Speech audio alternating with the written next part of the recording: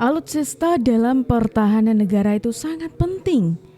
Tidak heran jika Indonesia itu menginginkan dan jauh lebih ke membutuhkan gitu ya alutsista dengan teknologi canggih. Tapi sayangnya di negara sendiri itu ada pertanyaan-pertanyaan yang aku rasa memang mereka itu belum terlalu paham. Kayak contoh, kenapa sih uang atau anggaran di pemerintah di pertahanan itu lebih banyak gitu loh. Kenapa? Kenapa dan kenapa?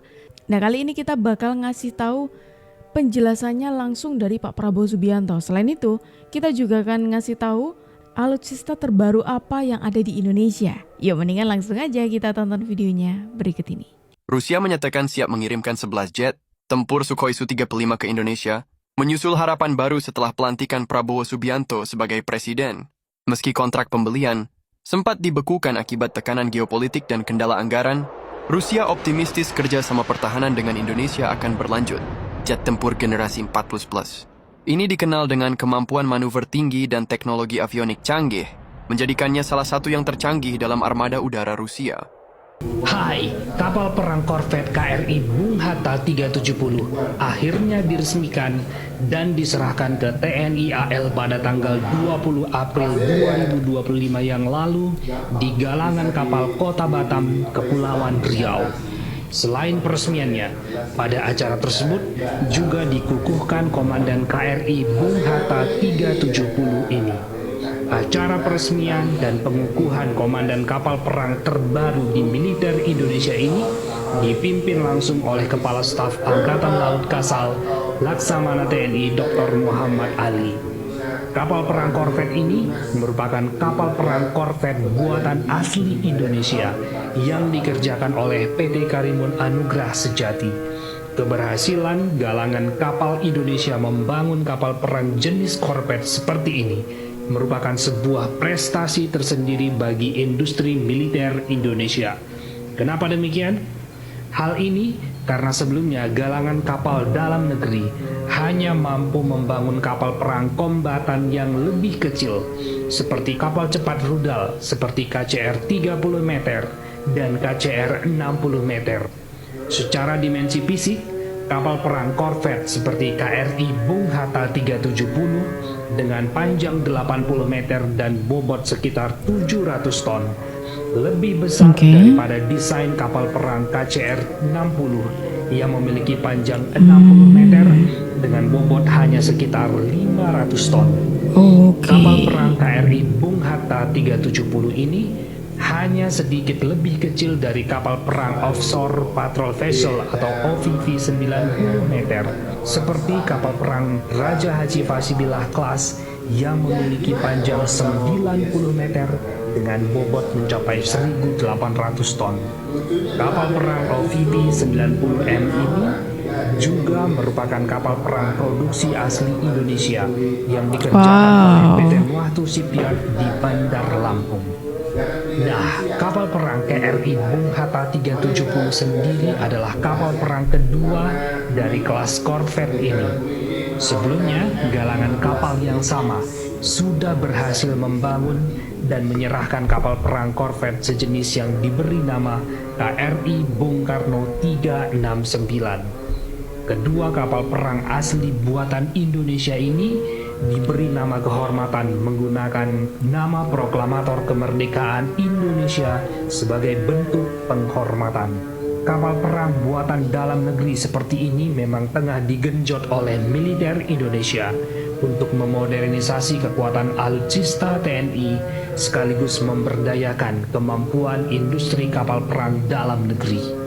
Kapal perang korvet KRI Bung Hatta 370 ini sendiri tergolong cukup canggih dan akan dilengkapi dengan sederet persenjataan modern.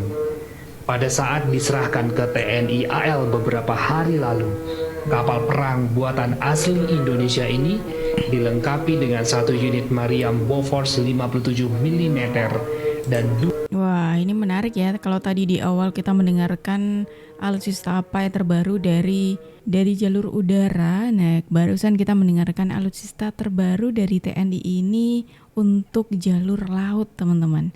Tidak cuma menjelaskan namanya aja. Yang menariknya ini alutsista ini tuh dibuat asli dari Indonesia. Kemudian juga dijelaskan beberapa spesifikasinya. 2 unit Mariam 20 mm Yogimport M71 di bagian belakang kapal perang ini. Untuk Mariam utamanya, memang saat ini masih mengandalkan Mariam Bofors 57 mm. Oh, Namun, oke. kedepannya direncanakan akan di-upgrade menggunakan akan naval gun mendapatkan Otomelara upgrade-an ya, 76 teman-teman ya. mm yang lebih mematikan. Kapal perang KRI Bung Hatta 370 ini kedepannya juga akan dilengkapi dengan rudal anti serangan udara seperti Mistral, rudal anti kapal, dan peluncur torpedo dengan skema fitted for but not with atau FFBNW. Dengan persenjataan yang cukup modern ini, maka kapal perang ini akan menjadi salah satu kapal perang andalan Indonesia dalam mengamankan wilayah perairan Indonesia yang sangat luas.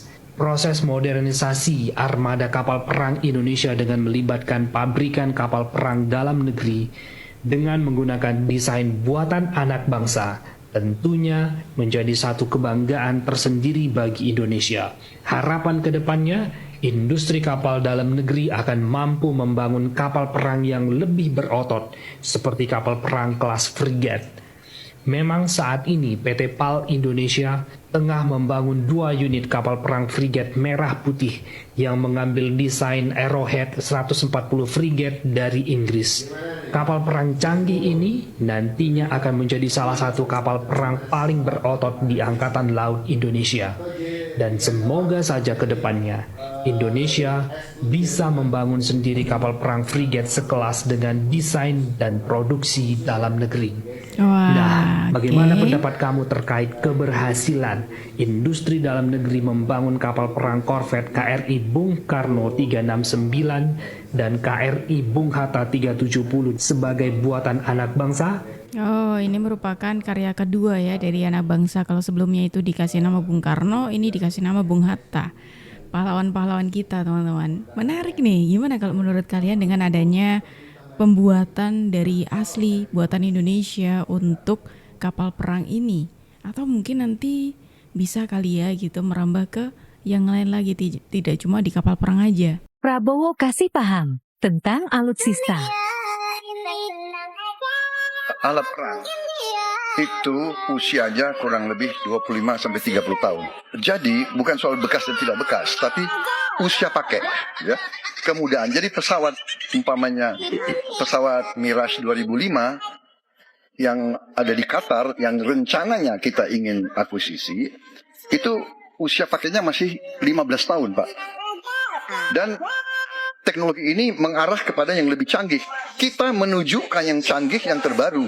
Tapi kalau kita beli baru, datangnya Pak, baru 3 tahun, dan operasionalnya itu baru 7 tahun, Pak. Nah, sementara 3-7 tahun ini, kita perlu deterrent. Kita perlu kemampuan. Oke, ini menarik sekali teman-teman karena beberapa waktu yang lalu memang sempat ada yang mempertanyakan kenapa sih anggaran di pemerintahan khususnya di pertahanan itu lebih banyak gitu ya. Kayak terbanyak mungkin bisa dikatakan seperti itu. Kenapa kok tidak di yang lainnya gitu loh.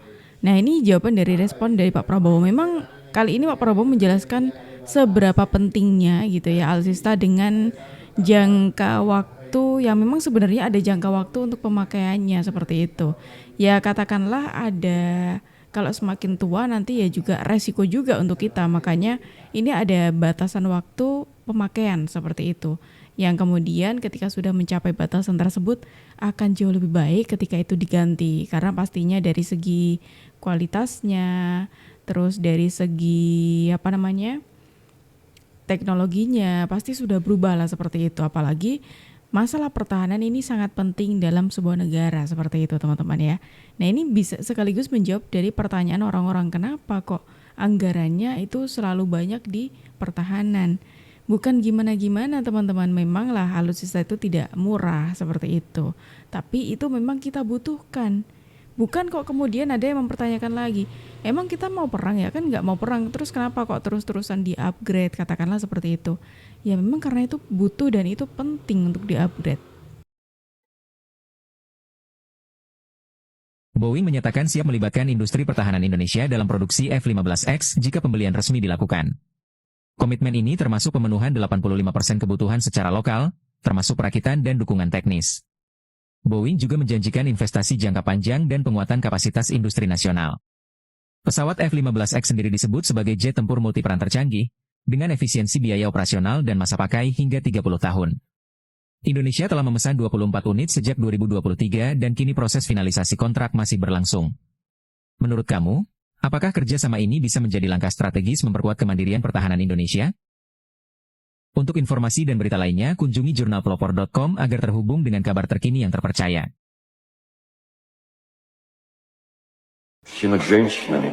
Nah, Поможет ли другая ini женщина в pembelian решении alutsista наших di проблем? eranya Pak Prabowo Subianto waktu itu, teman-teman. Ada F-15EX. Oke. Terus ada Mirage 2000. Ada Rafale. Oke, menarik nih. Ada A400M. Kemudian ada S70M. Ada drone Anka. Ini drone ya. Kemudian ada frigate. Kemudian ada ballistic gun. Ini beberapa alutsista yang dibeli pada eranya Pak Prabowo menjadi Menhan. Dan itu tadi informasi ketika Boeing juga memberikan kabar untuk Indonesia yang bakal melibatkan industri RI ketika nanti Indonesia ini membeli salah satu produk dari Boeing seperti itu. Kenapa banyak sekali pertanyaan-pertanyaan anggaran? Nah ini yang aku bilang tadi, yang aku maksud tadi itu. Yang sampai bahwa semua dia sampaikan transparan. Di Komisi 1 mungkin satu-satunya Menteri Pertahanan yang pernah melakukan rampasan yang terbuka adalah Pak Prabowo. Saya Komisi 1 sudah 3 minggu, saya menunggu hingga Menteri Pertahanan. Itu tadi dia sampaikan, saya sudah menjelaskan semuanya. Ketika sudah berbicara pada waktu rakyat dengan wakil seluruh fraksi hadir dan melalui berbagai proses, jadi dari Komisi 1 saja ada bangsa, kemudian itu dari pemerintahnya juga ini melewati Bappenas, melewati banyak Kementerian Keuangan dari Indonesia, dan kemudian ini dijadikan alat untuk menyerang. Ini yang beliau sampaikan tidak etis dan tidak elok. Debat ini disaksikan oleh para duta besar, debat ini disaksikan oleh dunia, dan isu ini bukan sebuah isu yang kecil. Ini sangat strategis, seharusnya negara menjadi satu, urusan pertahanan dan luar negeri. Ini sudah terjawab juga dari salah satu menterinya Pak Prabowo, teman-teman ya, soal kenapa sih kok anggaran pertahanan tuh banyak gitu loh, dan orang-orang tuh harus menyetujui anggaran tersebut seperti itu. Ya, seperti yang aku bilang tadi, dan ini juga penjelasan dari salah satu menterinya Pak Prabowo Subianto. Kalau misalnya banyak yang nanya kenapa harus belanja alutsista dulu padahal Indonesia itu nggak ada perang. Nah, sebenarnya alutsista itu bukan cuma teman-teman. soal kepentingan perang, Oke. tapi juga soal pemenuhan kebutuhan pokok angkatan bersenjata kita. Nah, itu terus dia. tolong beda ini, beli alutsista itu nggak sama dengan jajan telur gulung yang tinggal kita pesan terus matang dan kita makan langsung. Sebenarnya buat beli alutsista, contohnya kayak 12 jet tempur Mirage 2005 yang dipesan Prabowo, itu membutuhkan waktu sekitar 2-3 tahun buat dikirim setelah kontrak ditandatangani. Belum lagi fasilitas pendukung dalam negeri yang harus disesuaikan, transfer suku cadang, pelatihan kru-krunya selama kurang lebih 9 bulanan. Ini prosesnya lama banget kan? Kalau intip anggarannya emang gede banget ya, triliunan. Tapi sebenarnya anggaran tersebut sudah dipatok-patokkan. Dan kali ini Menhan Prabowo sepakat untuk melengkapi alutsista kita demi ketahanan dan kedaulatan Indonesia. Gimana menurut kamu? Tidak perlu takut. Memang sejumlah negara ada yang mewajibkan, sebagai contoh misalnya Korea Selatan itu warga negara laki-lakinya wajib. Singapura juga itu mewajibkan. Jerman, kemudian yang lebih ekstrim lagi itu Israel, dia wajib militer ya. Nah, kita memang saat ini sifatnya adalah sukarela melalui Komcat, kemudian juga ada bela negara. Mungkin kalau misalnya nanti kita sudah punya anggaran yang jauh lebih banyak, bukan tidak mungkin kita bisa menerapkan kebijakan yang lebih mungkin lebih maju ya seperti wajib militer. Tapi tentunya ini butuh biaya yang banyak dan tentunya bukan berarti jangan dilihat ini sebagai bentuk militerisasi, tapi ini adalah bentuk juga tanggung jawab bagaimana kan amanah konstitusi adalah pertahanan adalah hak dan kewajiban setiap warga negara. Oh, ini menarik nih. Selain alutsista, ini juga ada informasi kalau Indonesia tengah mempertimbangkan mengadakan wajib militer yang mana ini sudah dilaksanakan di beberapa negara dan Indonesia juga sudah mulai mempertimbangkan adanya ini dilakukan di Indonesia. Gimana kalau menurut kalian teman-teman? Silakan tulis pendapat kalian di kolom komentar ya. Dan teman-teman semuanya terima kasih banyak karena kalian sudah menemani aku dari awal sampai akhir. Aku Jup pamit undur diri. Sampai jumpa. Jangan lupa di subscribe ya.